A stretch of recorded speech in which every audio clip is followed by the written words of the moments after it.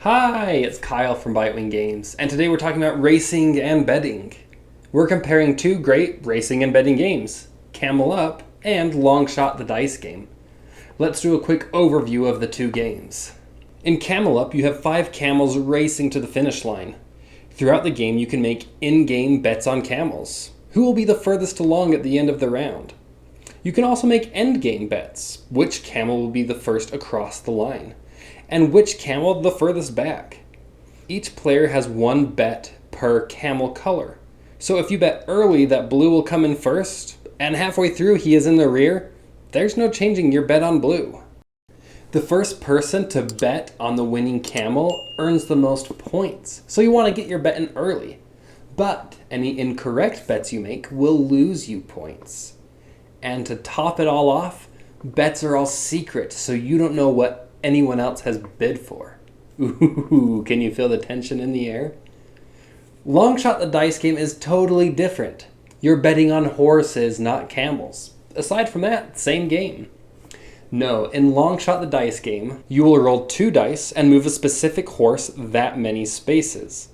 But each horse has associated horses that will also move each time you move that horse. So if you wanted horse 8 to move, you could spend the game marking off horse 8 on every other horse, so that horse 8 will always move. Unlike Camel Up, in Long Shot, you will openly bet on horses, so you can't easily hide who you are rooting for. And in Long Shot, you can actually purchase the horses, earning a lot of bonus points if your horse is one of the first 3 to cross the finish line. So let's pit them head to head, side by side, talking about the pros and the cons.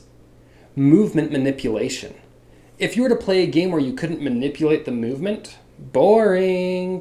In Camel Up, each player has a card that they can lay. Any camel that lands there will move 1 space forward or backward, depending on what side you lay it on.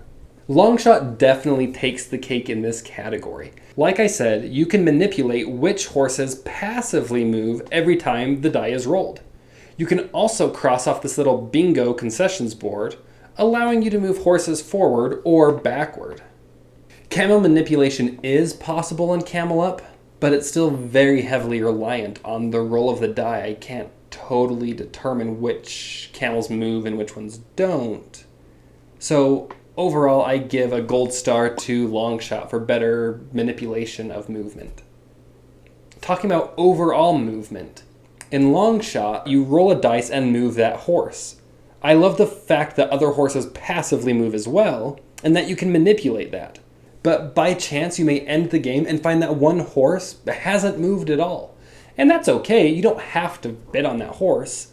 But each player starts with a few starting bids. And if the horse that you have a starting bid on doesn't move at all, well, that just kind of feels crummy.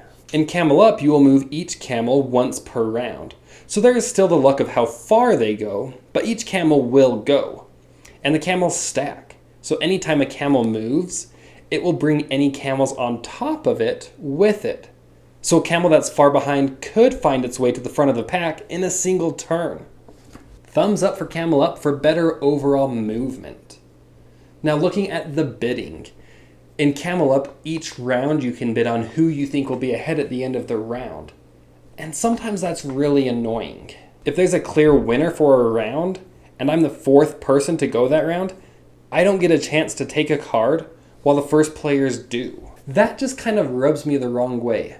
The end game bidding though, man, I can't tell you how much I like that. I can go in early on orange, even though they aren't in first place currently. Everyone thinks I win in on blue, so they try to make sure blue doesn't win. And at the last minute, I do everything in my power to make orange win, and everyone is shocked when they find out that I had actually bid on orange first. So brilliant, so fun, absolutely love it.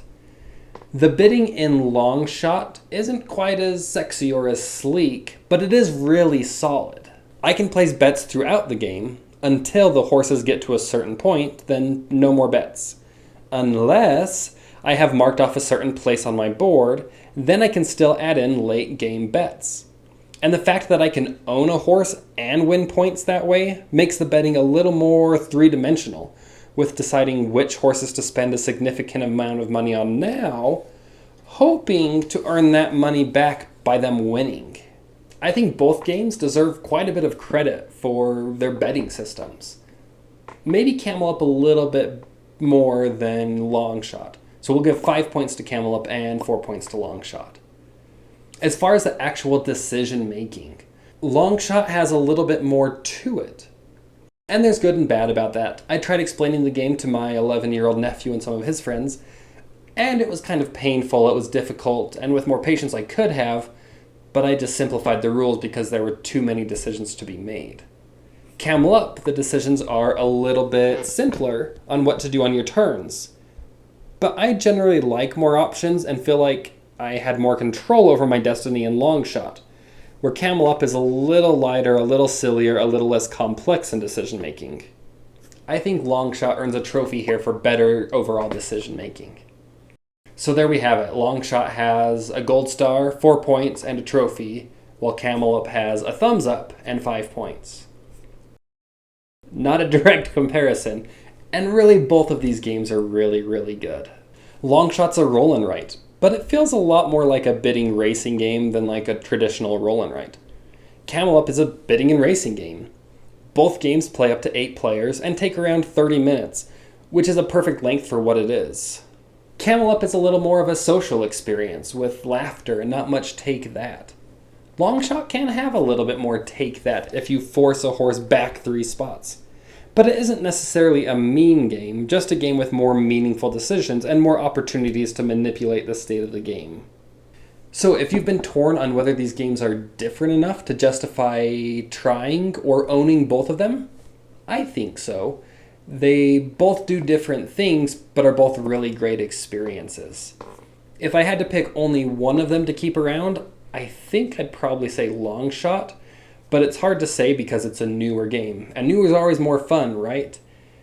Overall, I do think they're both great games and highly recommend both of them.